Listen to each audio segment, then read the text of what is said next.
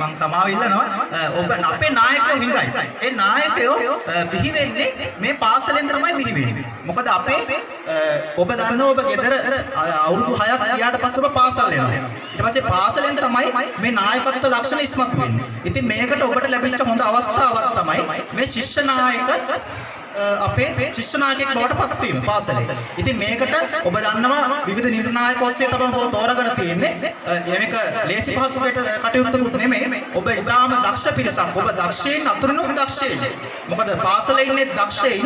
ඉතින් ඔබ ඒ දක්ෂයින් අතරිනුත් දක්ෂයෙක් කියලා තමයි ඔබ හිතන්න ඕන. ඒ නිසා ඔබ අනිවාර්යයෙන්ම ඔබේ සහෝදර සහෝදරියෝ නංගිලා මල්ලිලා අයියලා අක්කලා සියලු දෙනාටම ආදර්ශමත් වෙන විදිහට තමයි ඔබ කටයුතු කරන්න ඕන.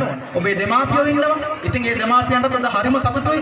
මොකද ඔබ පාසලේ දැන් ඔබ වැදගත් කෙනෙක්. පාසලේ යම්කිසි නිලයක් දරන වැදගත් කෙනෙක්. ඉතින් ඒ සඳහා ඔබ ලොකු කැපකිරීමක් කරන්න ඕන. ඉතින් ඒ වෙනුවෙන් අපේ ඔබව දිරිමත් කරන්න සෑමදාම ඔබේ විදුහල්පතිතුමා, ඔබේ ආචාර්ය මණ්ඩලය, ඔබේ දෙමාපියෝ සියලු දෙනාම ඔබ වෙනුවෙන් ඉන්නවා.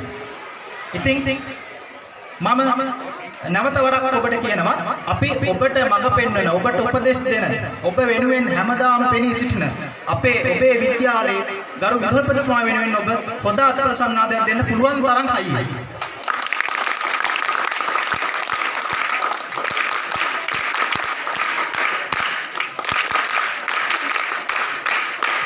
හරි, ඊළඟට ඔබේ විද්‍යාලයේ අපේ විද්‍යා ගුරු උපදේශකතුමා, ඒ වගේම ඔබේ විද්‍යාලයේ ගරු ආචාර්ය මණ්ඩලය, ඒ සියලු දෙනාම ඔබට මඟ පෙන්වනවා. ඔබට යහපත් ජීවිතයකට ඔබව ගෙනියනවා. ඉතින් ඒ සඳහා ඔවුන්ට කළගුණ සැලකීමක් විදිහට ඔබ නැවතත් හොඳ අත්ප්‍රසන්නාදයක් ඔවුන් වෙනුවෙන් ලබා දෙන මෙන් මම ඉල්ලා සිටිනවා.